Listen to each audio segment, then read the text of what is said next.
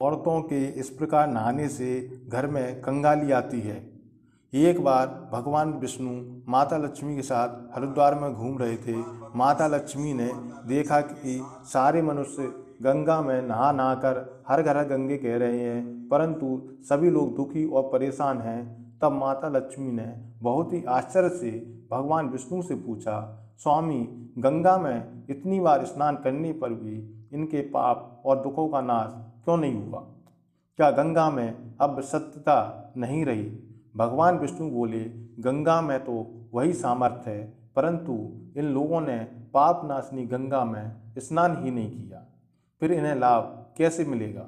माता लक्ष्मी जी ने आश्चर्य से कहा कि स्नान कैसे नहीं किया, सभी तो हमारे सामने नहा नहा कर जा रहे हैं, अभी तक तो इनके शरीर भी नहीं सूखे हैं।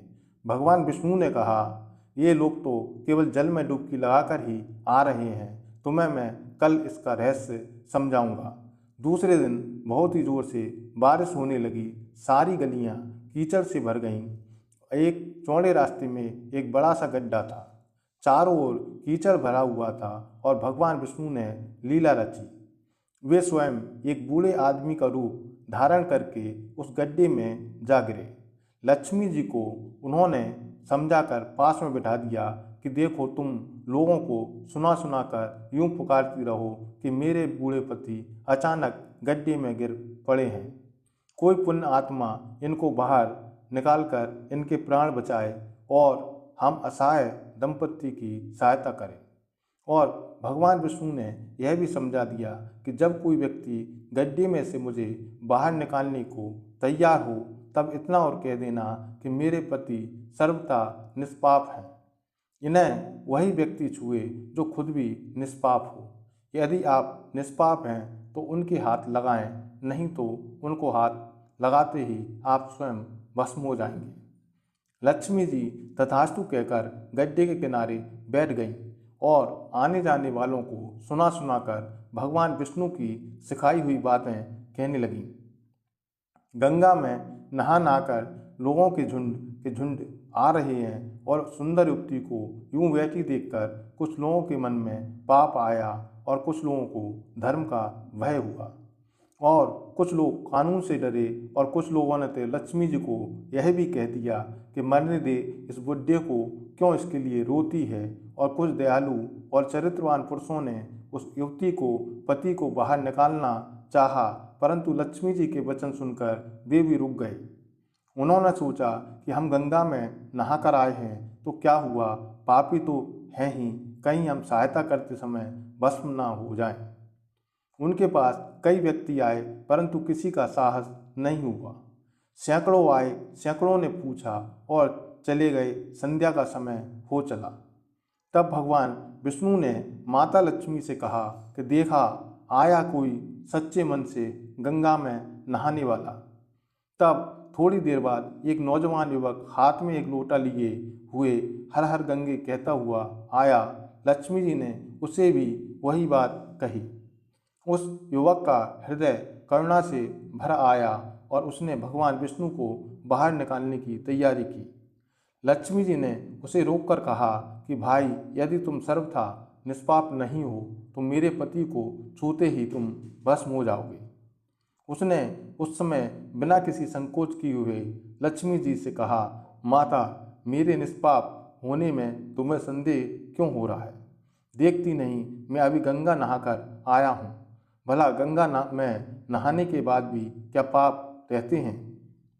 मैं अभी तुम्हारे पति को बाहर निकालता हूँ। युवक ने लपक कर उस बूढ़े आदमी को ऊपर उठा लिया। भगवान विष्णु और माता लक्ष्मी ने उसे अधिकारी समझकर अपना असली रूप प्रकट कर दर्शन देकर निहाल किया। भगवान विष्णु ने माता लक्ष्मी से कहा, इतने सारे लोगों में से केवल इस एक आदमी ने ही गंगा स्नान किया है। इस दृष्टांत के अनुसार जो लोग बिना श्रद्धा और विश्वास के केवल दम्भ के लिए गंगा स्नान करते हैं, उन्हें वास्तविक फल प्राप्त नहीं होता। परंतु इसका यह मतलब नहीं कि गंगा स्नान व्यर्थ जाता है। गंगा स्नान का बहुत पुण्य भी है। इसके बाद भगवान विष्णु ने माता लक्ष्मी से कहा, अब मैं आपको वो 12 बातें बताता हूँ जो भी मनुष्य इन 12 बातों को नहाते समय ध्यान रखता है वह कभी भी दुखी नहीं रहता। उसके घर में लक्ष्मी का वास होता है, उसके घर में अपार संपत्ति आती है, घर में कभी भी लड़ाई झगड़ा नहीं होता, उसका पूरा परिवार हंसी खुशी जीवन व्यतीत करता है। तब माता लक्ष्मी ने कहा, हे स्वामी, आप हमें यह 12 बातें बताइए। इसके बाद भगवान विष्णु ने उन बातों को बताना शुरू कर दी और माता लक्ष्मी ध्यान से सुनने लगती हैं। इसके बाद भगवान विष्णु बताते हैं, प्रिय, यह 12 बातें जानने के बाद मैं एक और बात बताऊंगा कि जो औरतें कपड़े खोलकर नहाती हैं उनके लिए यह बात बहुत ही महत्वपूर्ण है।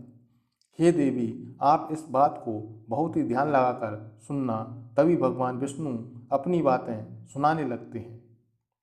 भगवान विष्णु कहते हैं कि स्नान करने से शरीर निरोगी रहता है और मन प्रसन्न रहता है। नहाने से चेहरे की क्रांति और शारीरिक आकर्षण में भी बढ़ोतरी होती है और अगर इस नित्य कर्म के दौरान कुछ बातों को ध्यान रखा जाए तो आध्यात्म से भी ज़्यादा लाभ पाया जा सकता है। नहाने के कार्य में इन बातों को ध्यान रखना बहुत ज़रूरी है। सबसे पहली बात है, स्नान करने के बाद शुद्ध होकर पूजा पाठ आदि सभी कार्य करने के योग्य बनते हैं, इसलिए सुबह को ही स्नान कर लेना चाहिए। दूसरा, शास्त्रों में कहा गया है कि स्नान करने से 10 गुणों की प्राप्ति होती है। रूप, तेज, बल, पवित्रता, आयु, आरोग्य, निर्लोकता, सुविचार, निरोग और महिधा। धन, पुष्टि व आरोग्य और स्वास्थ्य चाहने वालों को हर मौसम में और हर दिन स्नान करना चाहिए। शास्त्रों में कहा गया है, सुबह स्नान करने से पाप का नाश होता है और पुण्य मिलता है। ऐसा कहा गया है कि सुबह नहाने वालों के पास नकारात्मक शक्तियाँ नहीं भटकती, इसलिए सुबह स्नान करना ही उचित है। बीमारी की हालत में सर के नीचे ही स्नान करना चाहिए अथवा गीले कपड़े से शरीर को पोंछ लेना एक तरह का स्नान ही कहा गया है। सुबह की लालिमा छाने से पहले ही स्नान करना श्रेष्ठ माना गया है। तेल लगाकर और शरीर को मलमल कर नदी में नहाना मना है, इसलिए जगह नदी से बाहर निकलकर तट पर ही शरीर साफ करके नदी में डुबकी लगाना उचित है। जिन घाटों पर कपड़े धोए जाते हैं वहाँ का जल अपवित्र माना गया है, इसलिए वहाँ से कुछ दूर हटकर नहाना चाहिए। नदी में 11 या 21 डुबकियाँ लगाना शुभ बताया गया है। पवित्र नदियों में कपड़े निचोड़ने की मनाही है। नदी में किसी भी तरह की गंदगी नहीं बहाना चाहिए। नल की तुलना में झरने का पानी, झरने के पानी से ज़्यादा नदी का पानी और नदी के पानी से ज़्यादा किसी तीर्थ का पानी और तीर्थ के जल से ज़्यादा कहीं गंगा जल अधिक श्रेष्ठ माना गया है। गंगा माता का कथन है कि स्नान करते वक्त कोई चाहे जहाँ भी मेरा स्मरण करेगा मैं वहाँ के जल में आ जाऊँगी।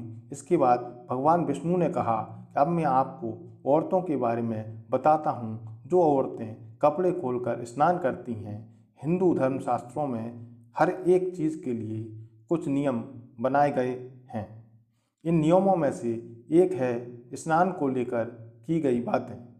ऐसा माना जाता है कि आम व्यक्ति को शास्त्रों के नियमों का पालन जरूर करना चाहिए, जिससे उनके घर की सुख समृद्धि बनी रहती है और खुशहाली आती है, साथ में अपार धन बरसता है। माता लक्ष्मी प्रसन्न होती हैं। दरअसल हमारे शास्त्रों में ऐसी कई बातें लिखी गई हैं जिनका हम सदियों से पालन करते चले आ रहे हैं, लेकिन उसके कारण के बारे में हमें अभी भी पूरी जानकारी नहीं है। ऐसे ही नियमों में से एक है निर्वस्त्र स्नान करना।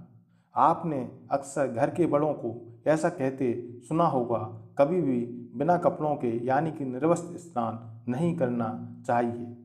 अगर हम पौराणिक कथाओं की बात करें तो निर्वस्त्र स्नान की मनाही का एक सबसे बड़ा कारण है भगवान श्री कृष्ण के समय से जुड़ा हुआ। पौराणिक कथाओं के अनुसार एक बार जब गोपियाँ सरोवर में स्नान कर रही थीं और वे निर्वस्त्र थीं, उस समय बाल कृष्ण ने गोपियों के सारे वस्त्र छुपा लिए। तब भगवान श्री कृष्ण ने उनके वस्त्र छुपाकर एक जगह रख दिए। तब गोपियों ने अपने वस्त्र वापस लेने की प्रार्थना की। तब भगवान श्री कृष्ण ने उन्हें समझाया कि कहीं भी बिना वस्त्र धारण किए स्नान नहीं करना चाहिए। इससे जल के देवता वरुण का अपमान होता है, इसलिए आपको निर्वस्त्र होकर स्नान करने की मनाही की जाती है। अगर आप नहाते समय यह सोचते हैं कि बंद कमरे में आपको कोई नहीं देख रहा, तो ऐसा गलत है, क्योंकि ईश्वर आपको हर जगह पर देखते हैं। और यदि आप निर्वस्त्र होकर स्नान कर रहे हैं तो वह मुख्य रूप से जल के देवता वरुण का अपमान करने जैसा होता है। निर्वस्त्र स्नान से आपको पाप लगता है, आर्थिक एवं शारीरिक नुकसान पहुंच सकता है। यदि आप निर्वस्त्र स्नान करते हैं तो आपके शरीर पर नकारात्मक ऊर्जा प्रवेश कर सकती है और आपकी मानसिकता भी नकारात्मक हो सकती है। इसलिए हमेशा आपको यही सलाह दी जाती है कि आप नहाते समय कोई एक कपड़ा जरूर धारण करें, लेकिन बिना कपड़ों के स्नान न करें, तभी आपके लिए बेहतर होगा। निर्वस्त्र स्नान से शरीर की सकारात्मक ऊर्जा शरीर से बाहर निकल जाती है और इसका प्रभाव आपके शरीर के साथ आपके मन और मस्तिष्क पर भी होता है। गरुड़ पुराण के अनुसार जब आप स्नान करते हैं तब आपके पितृ यानी मृत पूर्वज आपके आसपास मौजूद होते हैं। यदि आप निर्वस्त्र स्नान करते हैं तो आपको पितृदोष लग सकता है। ऐसे स्नान करने से आपके पितरों को तृप्ति नहीं मिलती और यह घर में पितृदोष का कारण बन सकता है और ये वस्त्रों से गिरने वाले जल को ग्रहण करते हैं, जिनसे उनकी तृप्ति होती है। निर्वस्त्र स्नान करने से पितृ अतिरिक्त नाराज हो जाते हैं, जिनसे व्यक्ति का तेज, बल, धन और सुख नष्ट हो जाता है। इसलिए कभी भी निर्वस्त्र होकर स्नान नहीं करना चाहिए। पुराणों के अनुसार नहाने वाला पानी पूर्वजों के हिस्से में जाता है और निर्वस्त्र होकर नहाने से इससे पितरों के समक्ष बिना कपड़ों के नहाना मना किया गया है। शास्त्रों में मान्यता है यदि कोई निर्वस्त्र स्नान करता है तो माता लक्ष्मी उससे रूठ सकती हैं। इससे आपकी कुंडली में धन हानि के योग बन सकते हैं और आपकी स्थिति खराब हो सकती है।